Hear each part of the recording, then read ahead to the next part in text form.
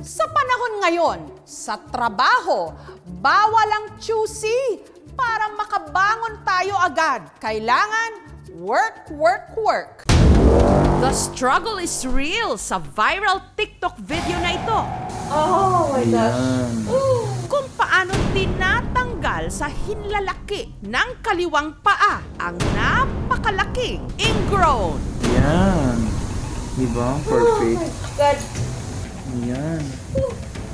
Sobrang laki. Perfect. Natanggal talaga. Wow. Satisfying talaga once na matanggal yung mga ingrown nakadikit. Hinila ang ingrown gamit ang nipper hanggang tuluyan na itong natanggal. Huwag niyo po kalimutan, i-subscribe niyo po yung isa kong YouTube channel. Ang boses sa likod ng video, si Sherwin, ang Mr. Ingrown ng Davao City. Try din ako nag-upload sa TikTok. Hindi ko in-expect na nag-trending yung isang video ko na kaabot ng 3 million sa isang araw. At sa mga nandidiri sa kanyang trabaho, ito lang naman ang naging stepping stone niya para makapagpatayo ng sarili niyang parlor, makabili ng motor at sariling bahay. Huyo kayo ngayon! Nitong Miyerkules, may customer uli si Sherwin na tinatanggalan niya ng ingrown. Masakit, madam? Sa gilid. Dito? Bawal nga raw sa kanyang propesyon ang madiriin dahil kung minsan natatapat din daw siya sa customer na hindi kaaya-aya ang amoy ng paa. Yung kuko ni madam isira, ayan, kasi matagal na siya hindi nagpalinis. Hanggang ang ingrown, tuluyan na ring nahugot. Magaan talaga yung kamay niya. Ang laki-laki, oh. Ang singil ni Sherwin, lalo na sa mga nireremedyohan niyang kukong na murder mula 200 to 500 pesos. Meron din po mga customer nagbibigay ng malaking tip po para lang ma-okay po ang kuko nila. 16 anyos pa lang si Sherwin nung naengganyong mag-pedicure. Meron kasi kaming kapitbahay na manicurista. Then nagpapalinis ng kuko ang mama ko. Ako din, nanonood din ako. Ang kanyang pinagpraktisan, kuko ng kanyang mga kaklase gamit ang blade, Marami daw po akong nasugatan. Para hindi po mangyari po yun, dinadahan-dahan ko po sa paglinis ng kuko. Ang blade kasi hindi naman po siya yung dapat na gamitin para sa pagtanggal ng nail ingrown. Kailangan po ang mga tools na gagamitin ay nakadisinfect. Kapag ang ginamit mo ay hindi tama pong tools, lalo kapag hindi po na-sterilize, posible yung ilalim ng kuko natin magkakaroon ng fungus, mamamatay po ang kuko.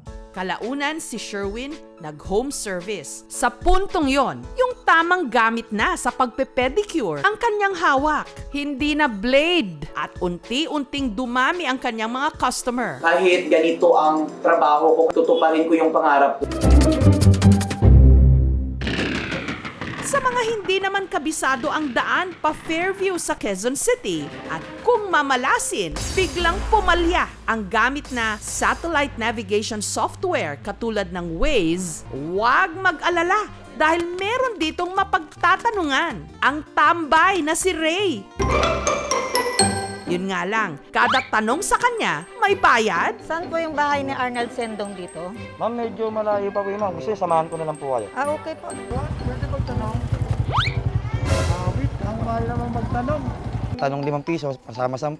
Sa mga magpapatanong sa akin, magbayad na lang kayo. Kasi wala nang libre ngayon. Kung walang tambay, hindi nyo malalaman kung saan kayo pupunta. Kung sa cellphone app, madalas maligaw ang mga rider, lalo na kung delayed ang internet. Saan ba si Ani Soto rito, boss? Diyan, sir. Pasok ka lang dyan, sir. Tanong 5, sama 10. Kay Ray, ang direksyon, tumbok daw agad. May dumating naman pong nagdi-deliver, nagtanong, nagpasama, at nagbigay po sa amin ng pera. Pero sideline lang pala ito ni Ray dahil isa siya talagang tricycle driver.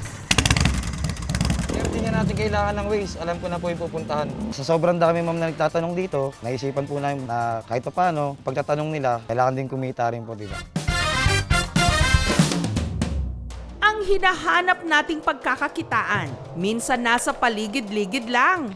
Gaya ng punong ito na marami sa bayan ng Placer sa Masbate na kung tawagin, Lomboy. Alas 7 pa lang ng umaga, namumulot na ng mga nalaglag na dahon ang magkakapatid na Dublin.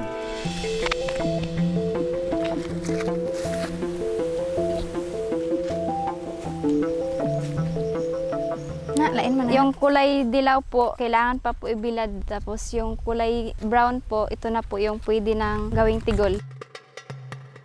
Matapos ang isang oras, nakapuno sila ng isang plastic ng dahon na ingat silang hindi mayupi. Sunod nilang ibinilad ang mga ito sa araw.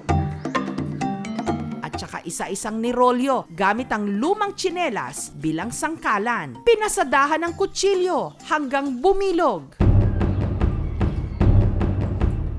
Ginagawa kasi nila itong tigol. Pagsugod na mo niyan tagdos ang butok niya, karon nag-size na. Makatigo among ibaligya, ang kapalit may bugas. Nakakagawa po kami ng 10.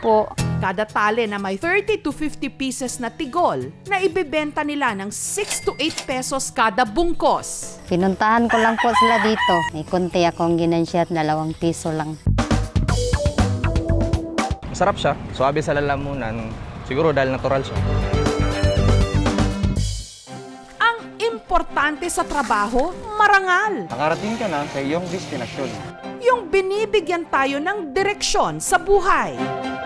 Pasa saan ba't makukuha at makukuha din natin ang ating pinaka-aasam.